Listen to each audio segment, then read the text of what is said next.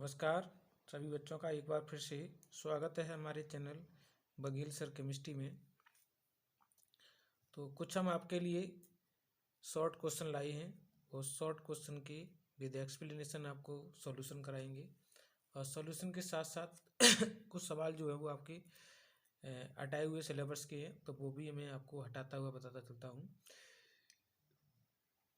यहाँ पर जो दिया है सवाल, नेटिलाइट क्या है। जो नेटिलाइट है वो आपका पॉलीमर उधर जो दैनिक जीवन के रसायन है वहाँ से लिया गया है, तो ये आपका सवाल है नहीं। अगला सवाल जो है वो आपका क्या है, ल्यूकास अभिकर्मक किसे कहते हैं, सूत्र लिखिए। तो ल्यूकास अभिकर्मक जो होता है वो निर्जल ZnCl2 प्लस HCl होता है। इसे क्या कहते हैं, ल्यूकास अभिकर्मक कहते हैं। तो ऐसे सवाल बहुत सारे आते हैं। ल्यूकास क्या कहते हैं, इसको अभिकर्मक कहते हैं। अगला सवाल दिया है, समदैशिकता किसे कहते हैं। अगला सवाल एक छूट गया हमारा यहाँ पर। ल्यूकास में उभय दंतुक लिगेंड का एक उदाहरण दीजिए। उभय दंतुक लिगेंड का मतलब है कि वो लिगेंड या एकांकी इलेक्ट्रॉन युग्म दान करने वाले परमाणु जिसमें परमाणुओं की संख्या कितनी होती है, 2 होती है। तो यहाँ पर क्या है, यहाँ पर दोनों परमाणु जो है वो एकांकी इलेक्ट्रॉन युग्म दान कर सकते हैं। अभी यहाँ पर जो कार्बन दान करेगा तो इसको इस तरीके से लिखेंगे, और अगर नाइट्रोजन दान करेगा तो उसको इस तरीके से लिखेंगे। यहाँ पर एकांकी इलेक्ट्रॉन नाइट्रोजन दान करेगा, तो इसका नाम है साइनाइड और इसका नाम है आइसोसाइनाइड। ऐसे ही यहाँ पर आता है SCN, इसका नाम है थायोसाइनाइड। और NCS इस तरीके से अगर दान किया जाए तो यहाँ पर कौन दान करेगा, यहाँ पर नाइट्रोजन दान करेगा, तो इसका नाम है आइसोथायोसाइनेट। इसका नाम है थायोसाइनेट, इसका नाम है आइसोथायोसाइनेट। तो मैं आपको पूरे नाम भी बताते रहा हूँ। ठीक है ना। एक उदाहरण बताइए। तो एक उदाहरण पूछा है आपको, एक तो एग्जाम्पल ये हो गया, दूसरा एग्जाम्पल ये हो गया, तीसरा भी एग्जाम्पल बता दें आपको, NO2। यहाँ पर NO2 माइनस आएगा तो यहाँ पर कौन दान कर रहा है, नाइट्रोजन, और ONO करके आ रहा है तो यहाँ पर आपको ऑक्सीजन दान करेगा। तो नाइट्रो भी हो गया, साइनाइड भी, थायोसाइनाइड हो गया, आइसोथायोसाइनाइड हो गया, और साइनाइड हो गया, और आइसोसाइनाइड हो गया। तो इस तरीके से हमने आपको कितने एग्जाम्पल बता दिए, 3 एग्जाम्पल। अगला करा है, विषम दैशिकता किसे कहते हैं। ये हमारे लेसन नंबर 1 का क्वेश्चन है। तो विषम दैशिकता किसे कहते हैं, देखिए क्या है विषम दैशिकता का अर्थ कि जो ठोस पदार्थ होते हैं, 2 प्रकार के ठोस पदार्थ होते हैं, वो हमारे होते हैं क्रिस्टलीय और दूसरे होते हैं अक्रिस्टलीय।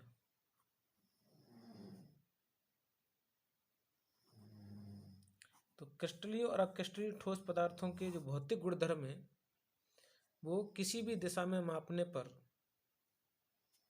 क्रिस्टलीय और अक्रिस्टलीय पदार्थों के भौतिक गुणधर्म किसी भी दिशा में मापने पर समान प्राप्त हो। कैसे हो, समान प्राप्त हो।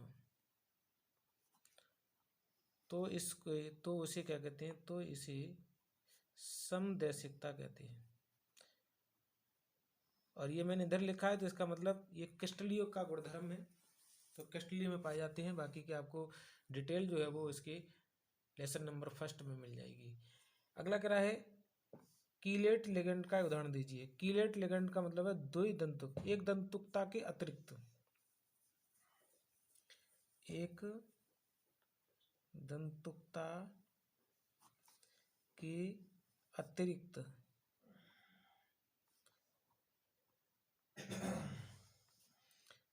अन्य दंतुकता वाले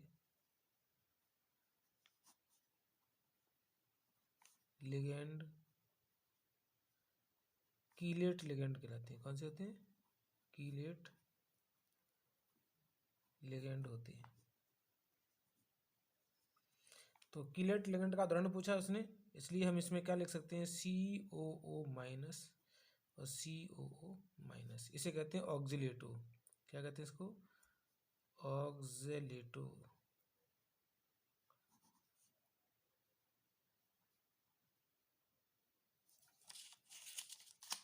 दिख नहीं रहा है यहाँ पर, इधर दिख रहे हैं, ऑक्जिलेटो। दूसरा एग्जाम्पल दे रहे हैं हम, CH2 CnH2 CH2 और NH2। इसका नाम है एथिलीन डाइअमीन, एथिलीन डाइअमीन, या एथेन 1,2 डाइअमीन भी कहते हैं। क्या कहते हैं? एथेन 1,2 डाइअमीन भी इसको कहते हैं। तो ये भी क्या है, यहाँ से भी एकांकी इलेक्ट्रॉन दान करेगा, यहाँ से भी एकांकी इलेक्ट्रॉन दान करेगा, और एकांकी इलेक्ट्रॉन दान करने से एक बंद केकड़े नुमा संरचना, चक्रीय संरचना बनती है, बंद चक्रीय संरचना बनती है, उसे क्या कहते हैं? हम कीलेट लिगेंड कहते हैं। तो ये आपको एग्जाम्पल थे, वो मैंने आपको बता दिए। अगला क्वेश्चन क्या है हमारा? अगला क्वेश्चन है COEN का होल थ्राइस +3 संकुल में CO की समन्वय संख्या बताइए। यानी समन्वय संख्या पूछिए, कोऑर्डिनेशन नंबर पूछिए। तो अब क्या है, इसके अंदर ये देखना पड़ेगा हमें कि ये जो अंदर लिगेंड है वो लिगेंड की धनत्वता कितनी है। तो मैंने अभी आपको एग्जाम्पल बताया था CH2 single bond CH2 single bond NH2 और सिंगल बॉन्ड NH, इनकी जगह क्या है? एक एक एकांकी इलेक्ट्रॉन युग्म है, इसे कहते हैं EN। इंग्लिश में कहते हैं कैसे? एथिलीन डाइअमीन। तो ये हो गया हमारा EN, एथिलीन डाइअमीन। एथिलीन डाइअमीन में धनत्वता कितनी है? 2, और इनकी संख्या कितनी कर रखी है उसने? 3। तो 3 × 2 बराबर कितने हो जाएंगे? 6। तो समन्वय संख्या कितनी होगी? कोऑर्डिनेशन नंबर इसकी होगी 6। अगला सवाल दे रहा है PTNH3 का होल थ्राइस Cl3 में PT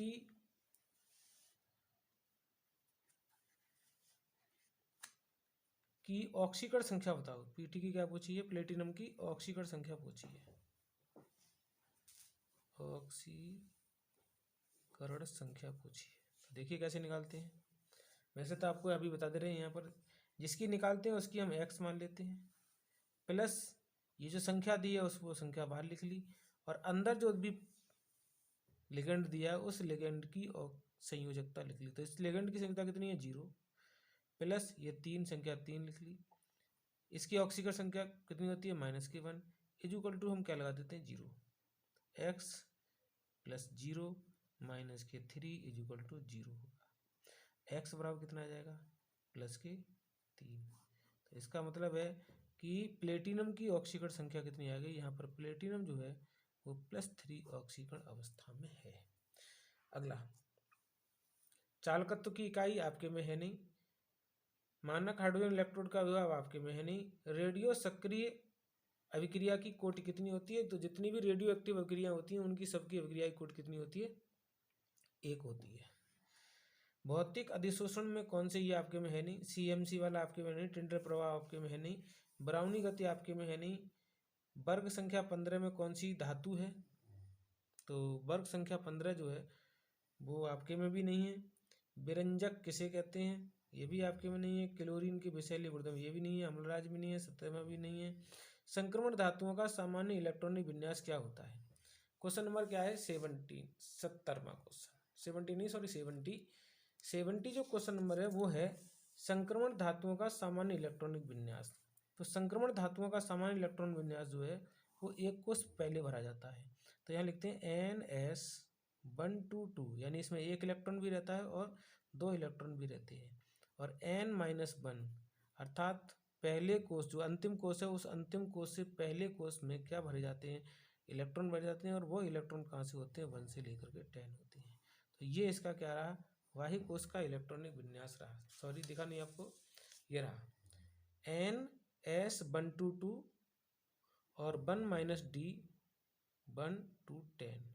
ये इसका क्या रहा? आपका बाह्य कोष का इलेक्ट्रॉनिक विन्यास रहा।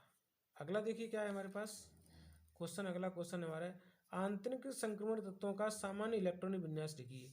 अब ये तो संक्रमण तत्व हो गए, अगली बार जो आएंगे वो कौन से आएंगे? अब इसमें इनर ट्रांजिशन एलिमेंट आएंगे। आंतरिक संक्रमण तत्वों का सामान्य इलेक्ट्रॉनिक विन्यास। तो आंतरिक तत्व क्या क्या होता है वो देखिए कि इसके अंदर वाले में से अंदर बढ़ जाएंगे। तो देखिए इसका क्या होता है, इसमें जो हमारे होता है वो 3 कोष, अभी तो यहाँ क्या है 2 कोष में भरे जाते हैं, वहाँ 3 कोष में भरे जाते हैं। तो यहाँ पर क्या होगा, NS में 2 इलेक्ट्रॉन रहते हैं, फिक्स हैं इसके अंदर, इसमें तो 1 2 हो जाता है। यहाँ N-1 डी में जो है वो 0 से लेकर के 2 इलेक्ट्रॉन तक रहते हैं।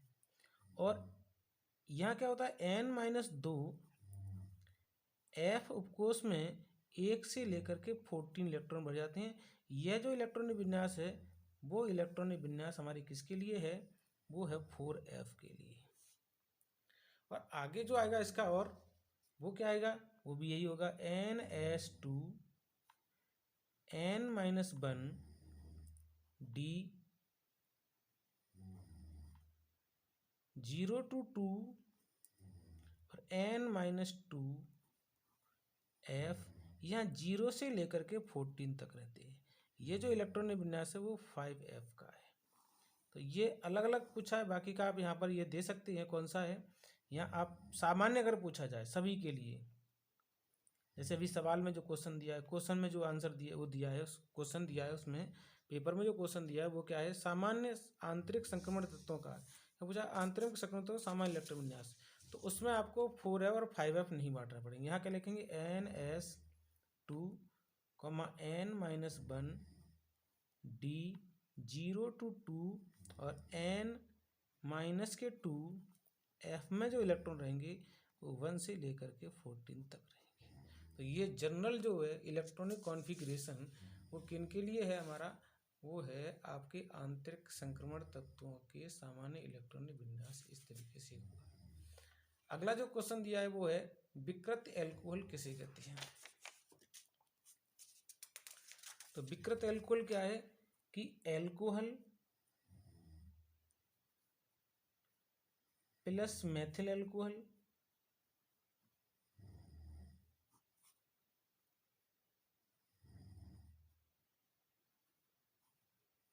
एल्कोहल में और मेथिल प्लस CuSO4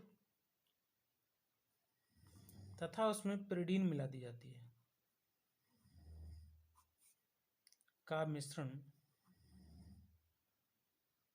विकृत एल्कोहल कहलाता है, जो पीने के अयोग्य हो जाता है, इसको पिया नहीं जा सकता, केवल उसको ईंधन के रूप में काम में लिया जाता है, तो इसे कहते हैं विकृत एल्कोहल। अगला है फिनॉल के से बने पीले रंजक का नाम लिखिए। फिनॉल से बने पीले रंजक का, तो देखिए यहाँ पर क्या होगा जो BDC होती है ना अपनी BDC, उस BDC की क्रिया जो है नहीं बना, बेंजीन की रिंग नहीं बन पाई हमारे से, ये बनी ये बनी ये बनी, ये हो गई N double bond N bond Cl, क्रिया करा दी आपने फिनॉल के साथ। तो यहाँ से क्या निकलेगा आपका, ये HCl निकल जाएगा और जो डेरिवेटिव बनेगा वो क्या बनेगा, N double bond N single bond OH, इसका नाम है पैरा हाइड्रोक्सी